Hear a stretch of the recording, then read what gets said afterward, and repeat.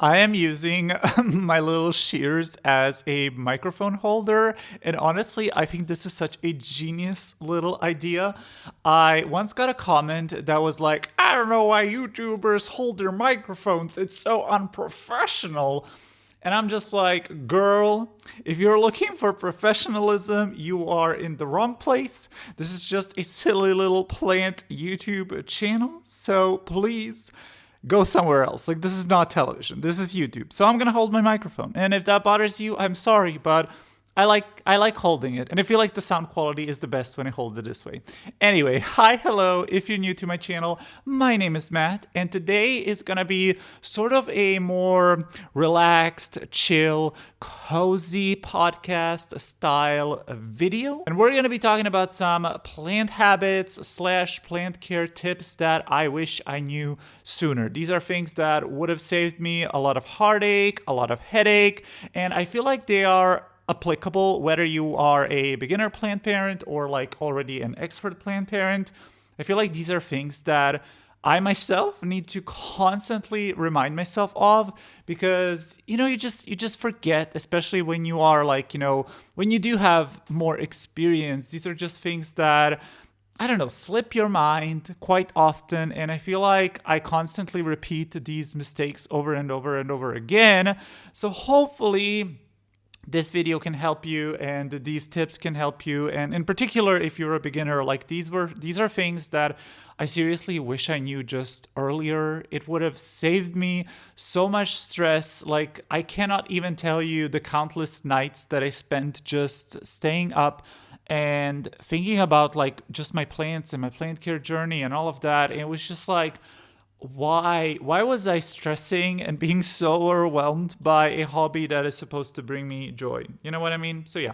Anyway, this is going to be, like I mentioned, a cozy casual podcast style video. So definitely put this video on in the background while you're doing your own chores, cleaning, whatever, honestly. Or if you just need like somebody to keep you company, I would be honestly honored. Somebody actually did ask me once if I'm considering like doing a podcast style video, because I do get quite often comments from you guys that you like my voice and that you like just listening to me. So I thought I would try something a bit new. So this format, it's just gonna be more casual, more chatty, more off the hook. I mean, I script none of my videos, but these are gonna be like less, format heavy and less like, hit all the points. It's gonna be me rambling basically. So yeah, I hope you don't mind that. And in fact, I do hope you will enjoy it. Grab yourself a cozy little beverage, a little drink, either relax or do some plant care or whatever. Either way, without further ado,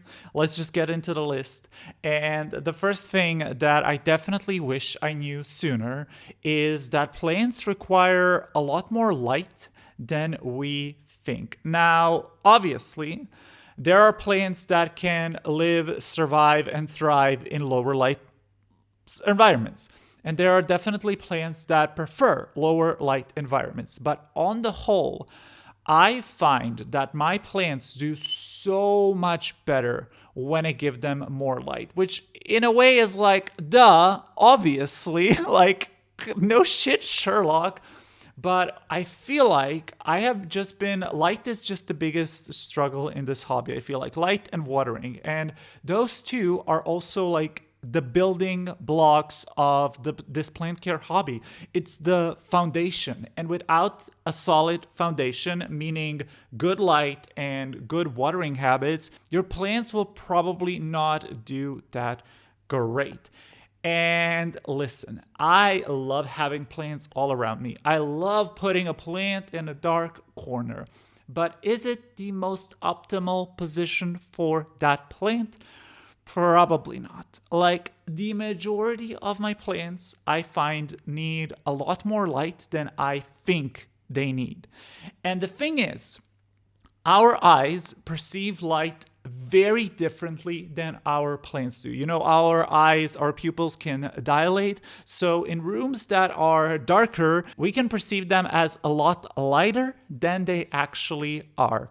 However, for our poor little plants, that dark corner that we think might be sufficient is probably not sufficient. And whenever somebody asks me or comes to me with a specific plant issue, I always ask them what kind of lighting situation the plant is in.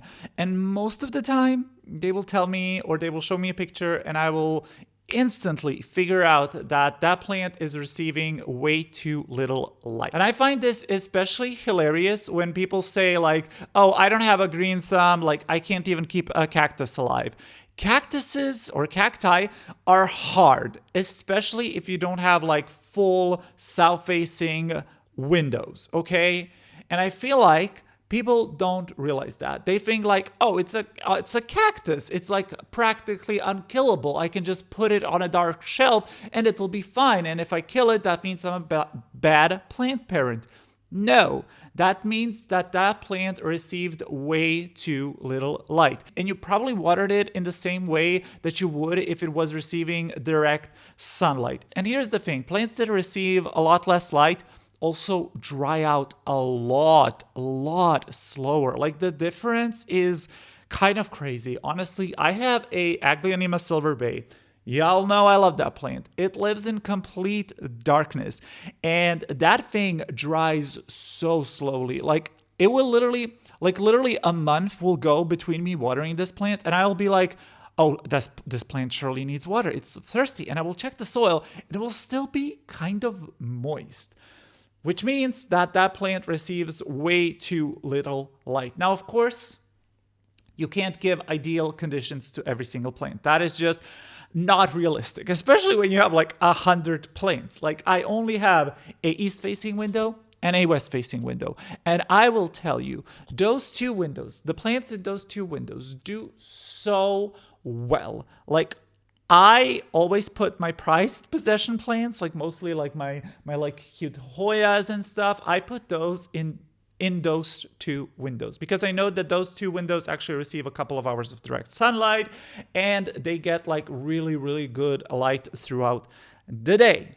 And I know all of my plants in those two situations are gonna be amazing. Now for the rest of my space, unfortunately, it is extremely dark. So I do have to rely a lot on grow lights. And y'all know I have a lot of grow lights. I believe I have like over 30 grow lights, and they are great. They work fabulously. I mean, I used to read so much about like grow lights, and particularly like people, for example, saying that Barina grow lights aren't enough. And honestly, now that I had the Barinas for like a good chunk of time, I can tell y'all these lights are more than enough for the majority of my collection. So they don't need to be fancy. They don't need to be expensive.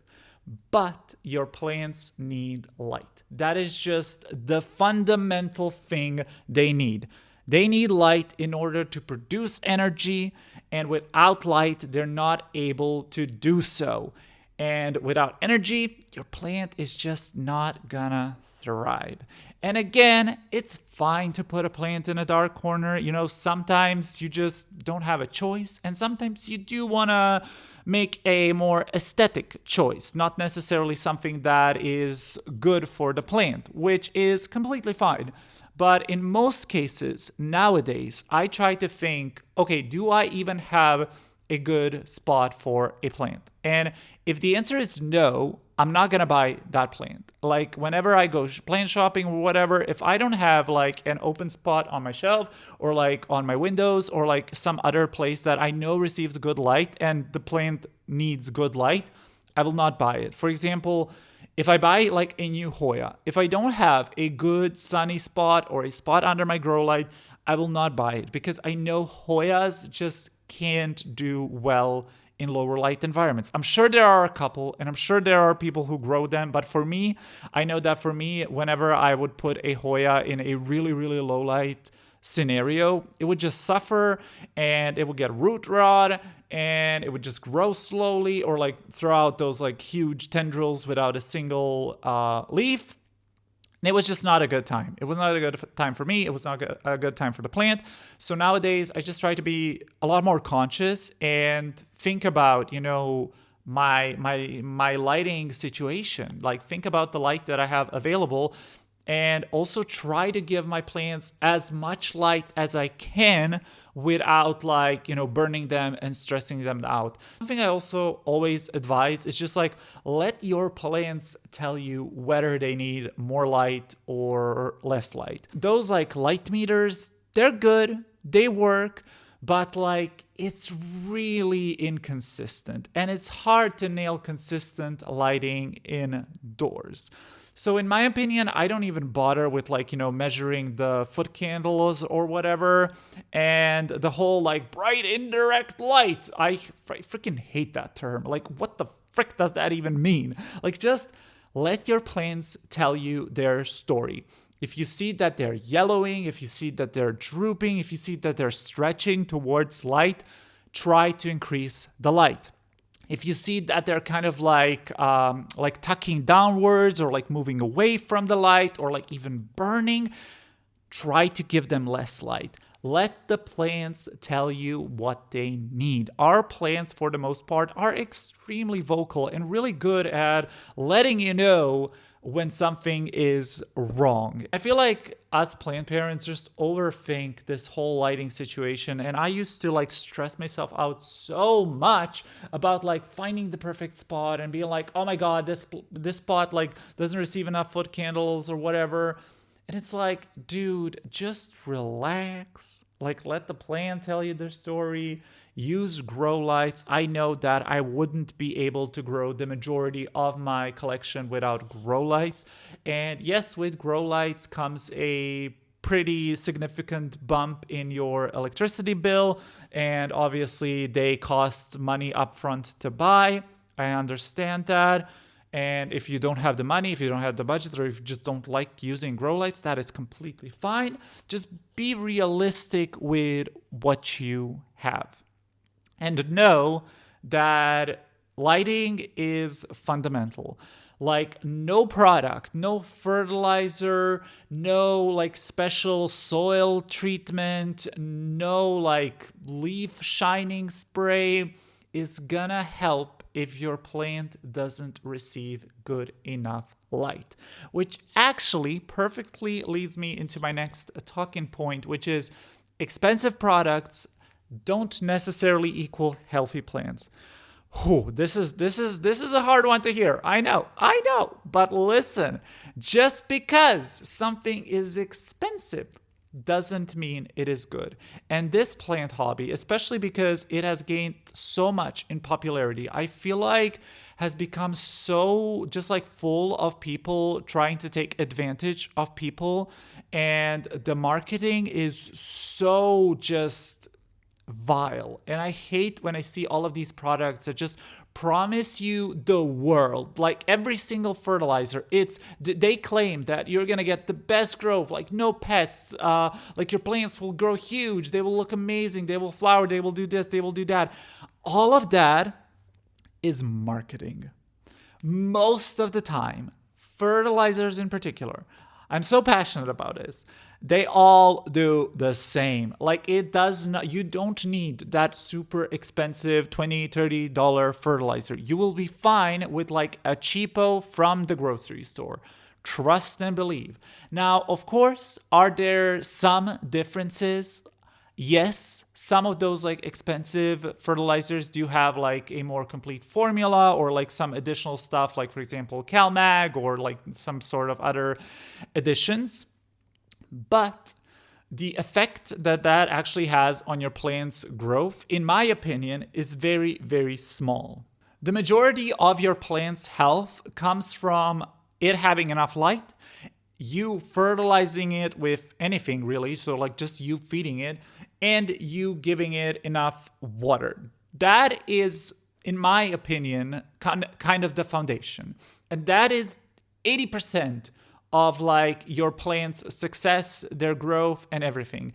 And then those 20% are perhaps those like additional, nutrients or like CalMags or whatnot they're selling today. But you don't need all of those products. Whenever I look at like, fertilizers and stuff, there's just so much. There are so many different like supplements and additives and all of these things that literally promise so much, like all the mycorrhizae, all the different products. And I'm not saying that they don't work. There are definitely products that work. I use some of them. I use a like root enzyme thingy that like helps break up old roots, allegedly. And they work to an extent, I won't lie, but they are not necessary and you don't need them. You don't need them. And that is the thing that I hate. I hate that people are selling them as something that you need. You need their products in order to grow your plants successfully. And that is something that I don't like about like plant influencers. Like whenever they try to sell a specific product claiming that, oh, that product is the best. For example, GT Foliage Focus Fertilizer. I use that one. I saw absolutely no difference to like any other fertilizer that I have ever used. Is it a good fertilizer? I suppose, but it is just as good as any other. And it literally costs like 3 to 4 times more than like a regular fertilizer that I would usually get. So in those cases, I would just say find something that you like. Find a product that you like, stick with it, and don't feel the need to buy all the different products. Trust me, you don't need them. It is fine. Same goes for like, fancy soils or like even like grow lights. You don't need those expensive freaking grow lights. Like I mentioned, I use Barinas. They're amazing. Like these Barina lights, I'm gonna shit on mother grow lights again because I just can't. These Marina lights are so much better than those like mother grow lights. And a pack of these, like four of these that are the same length as the mother lights, costs, I believe, 60 or 70 euros. And the mother lights are like 220 euros. What? Like, sure, is the mother light gonna last longer and does it look like sleeker? Probably. Like it's probably gonna last longer, but honestly, I prefer the look of the Barinas, especially the black ones. Like they're so sleek, so chic. But like just for my plants, the Barinas are amazing, and my plants absolutely love them. So you don't need anything expensive.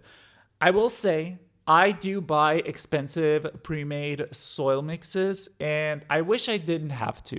But unfortunately, getting all the different components and mixing it all together for me is more of a hassle. And in the end, the cost becomes even bigger because I can't just go out and buy all the components in person because I literally don't even have a store close to me that sells like perlite. Literally. I'm not even kidding. So I personally do use those like fancy pre-mixed soils because they're convenient. They're convenient and I like them, and I found brands that I really like and I use them, but also I am aware that I am privileged enough that I can use those. But I'm not going to sit here and tell you to buy the same soils.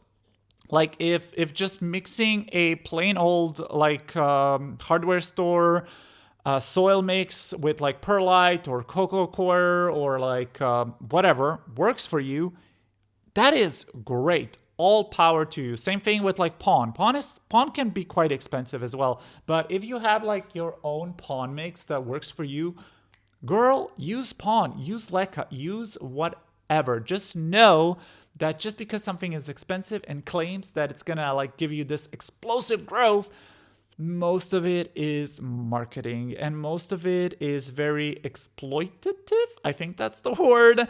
So I just want you guys to be careful. I want you guys to realize that that is all pretty much like bogus and that your plants need light and water. Those are the fundamental building blocks and not some sort of expensive product. I have a freaking hair in my face and it's like bothering me. I love having bangs. But like when they get in my eyes, I'm like, girl, chop. And watering in particular is something that I struggle with a lot because finding and also sustaining a consistent watering schedule can be hard. And it actually moves perfectly into our next point, which is going to be to ditch the hydrometer. Now, this is me specific because I grow all of my plants in ambient conditions. Y'all know if you've been on my channel, I'm not a fan of grow light or grow lights. I'm not a fan of grow tents. I'm not a fan of cabinets. Like I think cabinets look really, really beautiful. Grow tents are just ugly. I don't know why anybody would want that in their space. Like no shade, no shade. I get like if you're selling plants or you really want to like bring out most of them, best in them. But like for me, I grow my plants so I can admire them out in the open, so I can have them in my space, so they can be like an aesthetic, pretty addition to my space. I don't want them like in a black, ugly box, but that's just me. But I grow all of my plants in ambient humidity, and I am not, and I will not supplement humidity. So why would I have a hydrometer? First of all, they are highly inaccurate in my opinion. Second of all, like if I'm growing in ambient humidity, and if I'm not supplementing, and if I'm not gonna supplement, why does it even matter what the humidity is like? Like the plants get what they get. And listen, I used to use a humidifier. It was a lot of work. Like it was a lot of cleaning. I used like distilled water. It was a lot. I personally don't have the time or the patience to be dealing with that because especially if you have one of those like ultrasonic ones, it's a lot of work. I don't know about those like that have the hot steam air or whatever, but the cold ones, the cold steam, whatever, those are a lot of work. And for me, I have other things I want to do. I don't want to be cleaning a humidifier all the time and worrying about like bacteria and like, just like worrying about my own health at the end of the day. And did I see any difference back when I was using a humidifier versus now that I'm not? Honestly, no. Like sometimes when the humidity drops like super, super low, yes, my plants will, look a little sad. Let's just say that. But they adapt. They adapt especially quickly. And I find that when I bring like a new plant home or when I repot a plant or restart a plant, yes, they take some time to like, adjust to your space. But the plants that I have now for like 2-3+ years that are used to my environment, I feel like are just rock solid.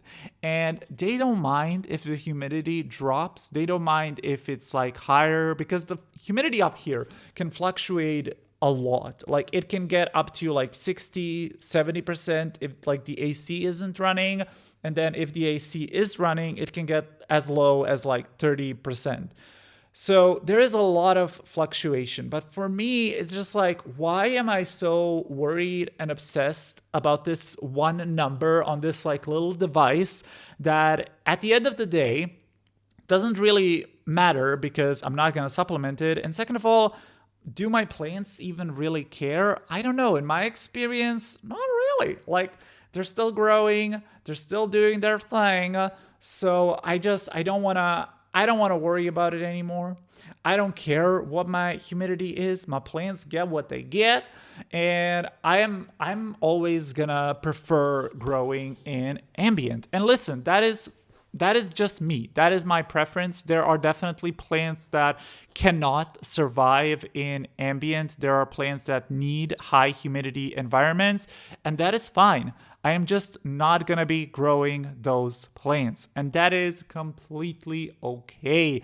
That is something that I'm also just trying to learn and trying to, just like tell myself that it is okay. You don't have to grow every single plant genus out there. You can just enjoy this hobby. You can have so many plants. Like there are so many plants out on the market that I can have and that I do have. I don't need every single one of those. And if a plant just doesn't work for my space, for example, if it needs more light than I can give it, or if it needs more humidity than I can give it, sorry, I'm not going to be getting that plant. And that is completely fine. And speaking of things that are completely fine, it is pests. And the fact that pests are normal, you will have to deal with them in this hobby at some point. There's a couple of you who actually mentioned that you never had like any pests and you never get them. And honestly, I am jealous. I am so jealous of you. But for the majority of us, we will just have to deal with pests. And I had my fair share of troubles when it comes to pests. Y'all know that thrips are my kryptonite. They are the first pest that I encountered in this hobby, and they are still here. I still have to deal with them literally every single year. Heck, even every single month. I don't think a single month goes by that I don't find like at least a single thrip on a plant. And recently I have been also struggling a lot with spider mites. But I find spider mites they're annoying and they're persistent. But I don't know, it's just something about thrips that just triggers me. Like when I see them crawling, they're just so disgusting and nasty. For some reason, spider mites don't like gross me out as much. I'm just like, oh, they're just like cute little red dots, just like crawling along the leaves, making their little webs. They're cute. But thrips, when I see them like wiggling their little white little bodies, I'm just like, oh, disgusting. I also had a couple of encounters with aphids, but those were like easy peasy lemon squeezy. Thank God I've never had mealybugs. I know a lot of people who have mealybugs. I know a lot of you guys have mealybugs, and I don't want to be in your shoes. I don't want to be dealing with that nonsense. Honestly, mealybugs just they sound awful. I don't want to deal with that. But nowadays, I just try to remind myself that it is fine. Pests are here. It is in their DNA. It is what they are born to do. And I can't be mad at the pests for just surviving and for doing what they are meant to do.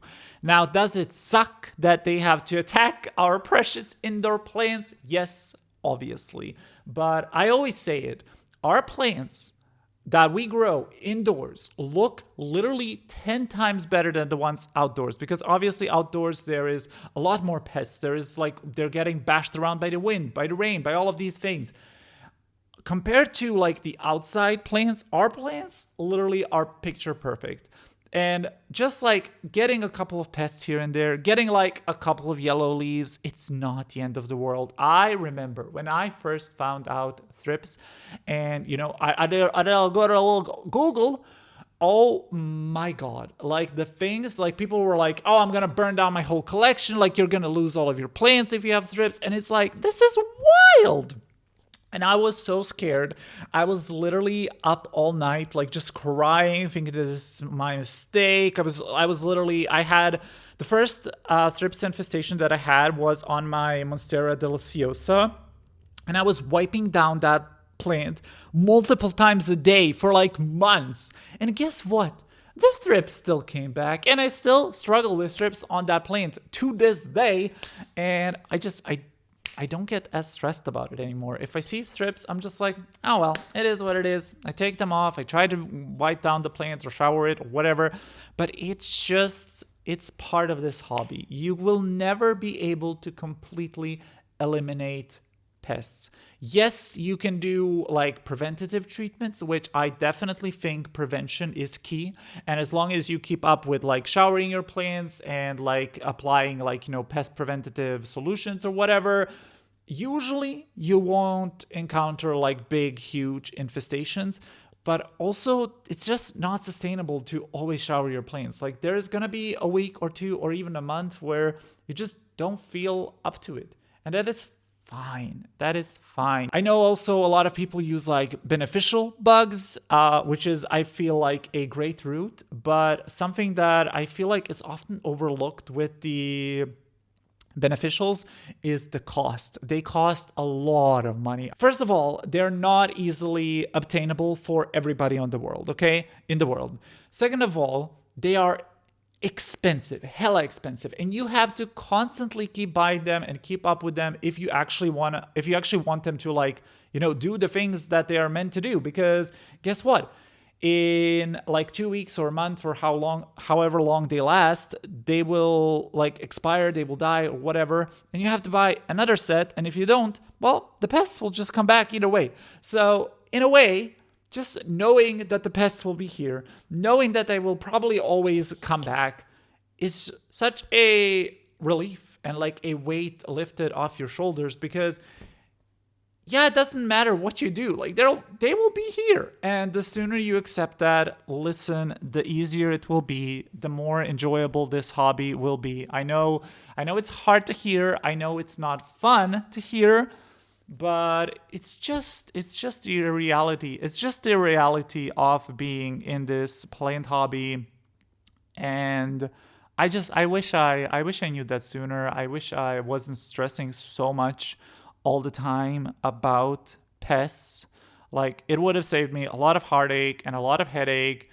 And nowadays I just deal with it as it arrives. Like, if I see an infestation, I just deal with it. Also, the sun is coming in and I feel like it's blowing out the image, so I'm sorry, but it is beautiful to see the sun today, because it was actually raining this morning, which kind of was a vibe, not gonna lie. It has been a surprisingly cold July, so I did enjoy the rain. However, I like seeing the sun, because I was kind of feeling depressed this morning and kind of anxious, honestly. So seeing the sun and seeing it hit like my plants it's bringing me a lot of joy. And actually, since we are on the topic of the sun and it beaming on top of me, the last topic and the last thing that I wish I knew and that I still struggle with is just seasonal changes when it comes to plant care, and that you need to adjust your plant care routine from season to season, especially if you have like seasons that are very distinct. So like a distinct fall, winter, spring, summer. I live in like, I don't know what the climate is, like continental, I believe. And we definitely have very hot summers and we have very, very cold winters. And I feel like in the summertime, I have a very hard time keeping up with watering, because I'm not used to my plants drying out so fast. And some of my plants need to be watered like twice a week, and I don't have the time for that, and I forget, even if I wanted to. Like, I don't remember. Like, I think, oh, I watered that plant like 3 days ago, it's fine, it doesn't need water, right? And then I check and it's like bone dry. And then in winter, I don't have as much problem when it comes to watering in winter, but something that I do struggle with when it comes to winter plant care, this is awful, I basically forget that it's winter, and I expect my plants to be growing just as much and just as fast as they do during the growing season. And listen, it doesn't matter if my plants are like under grow lights or whatever, there are still changes happening. Like, the space gets colder, I need to use my AC, there is like less light, there's less sun. All of these changes really affect your plants. And I feel like even if you have them under grow lights and stuff in a more controlled environment, I still feel like plants know when the seasons are shifting. And during the winter, my plants definitely slow down. They just get a little bit sad looking. And I realize that's normal, and I know in theory that's normal, like that's what's supposed to happen, right? But my brain, for some reason, thinks that, oh, my plants are all looking sad and disgusting, that means I am a horrible plant parent and should like quit this hobby. And it's like, girl, no, just calm down, calm your tits, okay? Like, it's just the normal part of plant care. It is completely normal. Like, plants will go into either dormancy or they will just go through a bit of a ugly phase. I feel like I expect this plant hobby to be like a linear trajectory upwards. And I expect my plants to always just do better. But in reality, the curve looks more like this. Like, it's more unpredictable. Sometimes I have really, really high highs with my plants, and then I just have super, super low lows. Like, sometimes a big established plant will just croak, and that it happens. It happens. And in winter in particular is a lot of like dipping, where a lot of my plants either go dormant or just don't look good. And I always feel like I am doing something wrong. And I need to remind myself that no, Matt, calm down, chill. It's normal. It happens. There is nothing you can do. It's just part of the hobby. And it's funny because every single winter I go through the same thing. And then come spring, come summer, and my plants just explode. And right now, my entire collection is doing so well. Are there pest infestations? Yes. Are there some plants that are perhaps struggling more than others? Of course. But on the whole, like my plants are so happy. They're bringing me so much joy. I love them so much. Honestly, they're even outgrowing all of their spaces. And right now, I'm just like, okay, maybe, yeah, like you could slow down, like just a little bit, because, like, for example, my monsteras. Dear Lord, literally all of my monsteras are just pushing leaf after leaf after leaf after leaf, and I'm like, girl, I don't have that much space for all of you. So it's funny. It's funny. And I'm just trying to be kind to myself and remind myself that it's gonna be fine. It's just part of the Planned Parenthood, and you'll be okay. Okay, you'll be okay, sweetie. So, obviously, we are in the summer right now, or the majority of the world is. Maybe if you're watching in from Australia right now, it's winter. But I feel like just this is something that I need to remind myself of constantly. And fall and winter will come rather quickly. Unfortunately, I feel like time just passes so fast lately. And once it hits, I just want us all to be prepared, and I want all of us to be ready and know that our plans will probably take a bit of a hit, but that is fine. We will be fine. Everything will be Gucci, and we will go through this together. My lamp just turned off, which means that it is 7 o'clock, which means that I have been recording for way too long. So I will end this video right here. Let me know in the comments what are some plant care tips that you wish you knew sooner. And let me know if you liked this more podcast style, chatty type of video. I had a lot of fun recording it, but obviously I don't know if it will perform well, or if you guys will even like this sort of video, because it's definitely different. And I feel like these types of videos aren't really preferred by the YouTube gods. So yeah, definitely let me know though if this is something that you're interested in, and if you like this format more, or like my regular, formats where it's like a little bit more quicker and a little bit more, I don't want to say like scripted, but like just like a little bit more concise, I guess. This was definitely more chatty. Anyway, I still hope you enjoyed this video. If you did, please don't forget to hit that like button, subscribe for more Planty content, and turn on the notifications so you're notified about every new video. I hope you have a super amazing, fabulous day, and I will see you in the next one. Goodbye!